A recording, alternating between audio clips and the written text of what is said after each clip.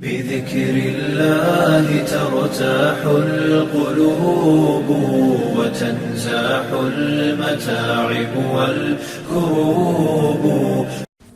اللهم صل وسلم وبارك على سیدنا محمد صلی اللہ علیہ وسلم. حضور صلی اللہ علیہ وآلہ وسلم نے جو مکتوبات بھیجے ہم ان کو ذکر کر رہے ہیں. اگلا خط جو ہم ذکر کر رہے ہیں یہ حضور صلی اللہ علیہ وآلہ وسلم نے منظر ابن ساوہ عبدی کے نام بھیجا. یہ منظر ابن ساوہ عبدی جو ہے یہ بحرین کا حاکم تھا. اس کے نام حضور کا جو خط تھا وہ حضرت علاء ابن حضرمی لے گئے تھے. علاء ابن حضرمی رضی اللہ تعالی عنہ یہ لے کر گئے تھے. آپ صلی اللہ علیہ وآلہ وسلم کے خط کا مضمون یہ تھا کہ بسم اللہ الرحمن الرحیم، محمد رسول اللہ صلی اللہ علیہ وسلم کی طرف سے منظر ابن ساوہ کے نام تم پر سلامتی ہو.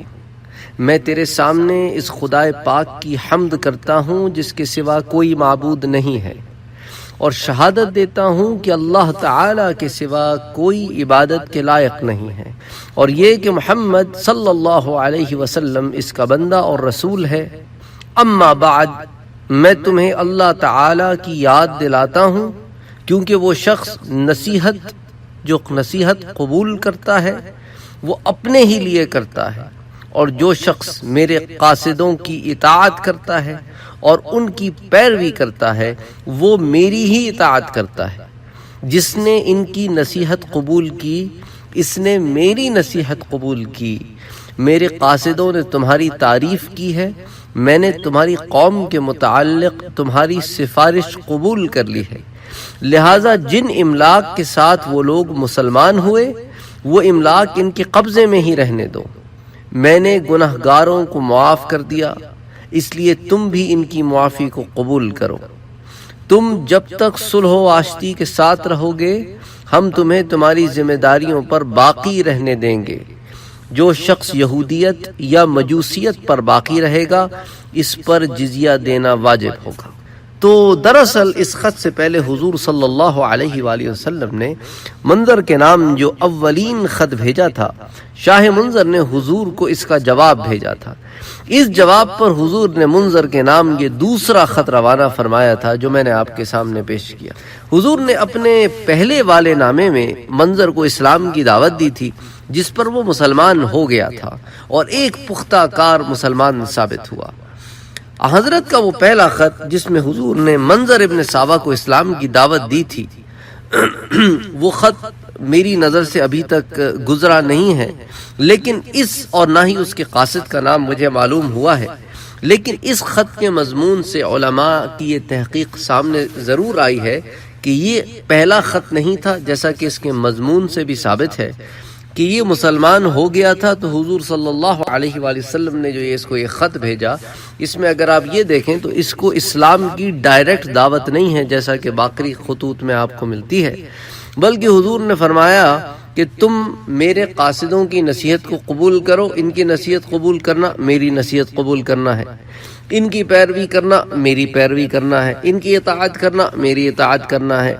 اور تمہاری قوم مسلمان ہوتی ہے تو اس کے پاس وہ تمام املاک، وہ جو تمام پراپرٹیز اس کی ہیں وہ ان کے پاس ہی رہیں گی.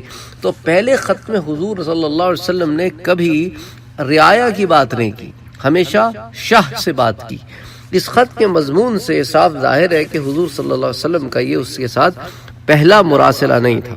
تو بظاہر ایسا ہی معلوم ہوتا ہے کہ پہلا خط لے جانے والے بھی شاید علاء ابن حضرمی ہی ہیں، اس لیے شاید علماء نے اس ضمن میں ان کا یہی خط نقل کیا ہے زیادہ تر.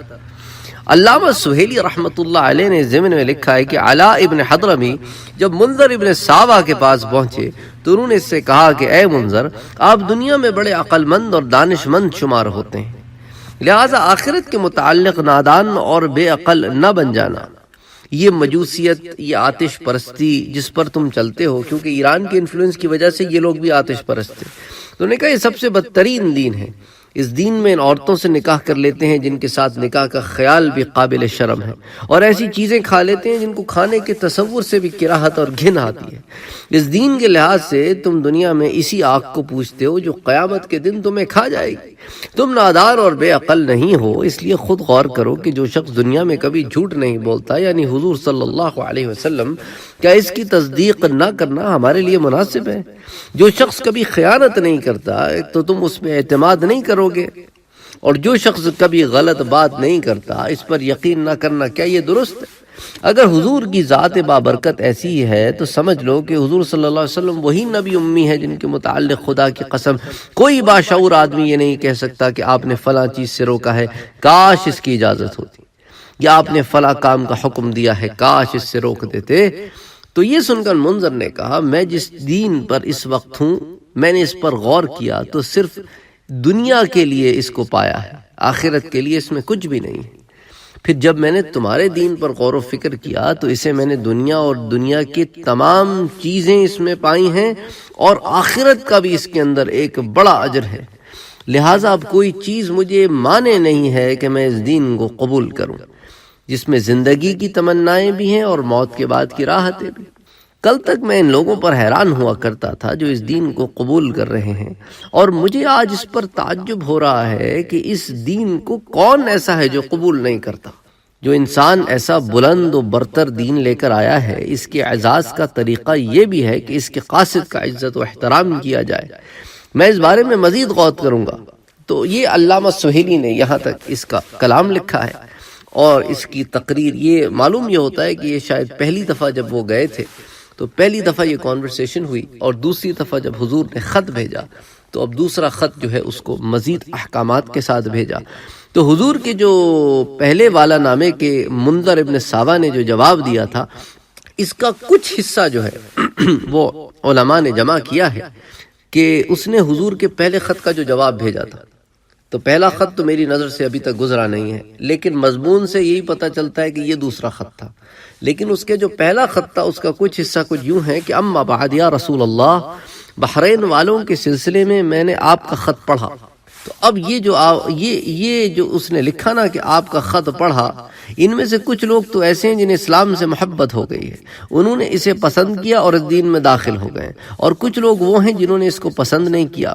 میرے علاقے میں مجوسی اور یہودی دونوں قوموں کے لوگ رہتے ہیں، اس لیے مجھے ان کے بارے میں ہدایت فرمائیے۔ تو یہ تو اس کے پہلے خط کا، حضور صلی اللہ علیہ وسلم کے پہلے خط کا اس کا جواب تھا۔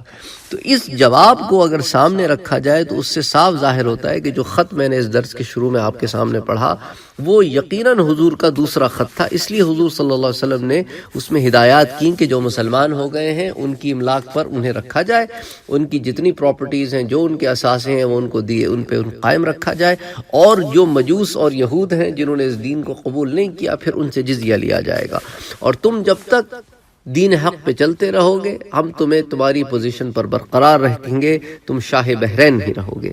اچھا، اس کے جواب میں حضور نے جو خط ارسال فرمایا تھا اس کا مضمون میں نے آپ سے بیان کیا۔ ابن قانع نے لکھا ہے کہ منذر ابن ساوا حضور کی خدمت میں مسلمان ہونے کے بعد حاضر بھی ہوئے تھے، اس لیے یہ صحابہ بھی ہیں، لیکن ابو الربیع نے کہا ہے کہ یہ روایت صحیح نہیں ہے، یہ صحابیت کے درجے کو نہیں پہنچے، یہ تابعی ہی رہے اور حضور صلی اللہ علیہ وآلہ وسلم کی خدمت میں نہیں آئے۔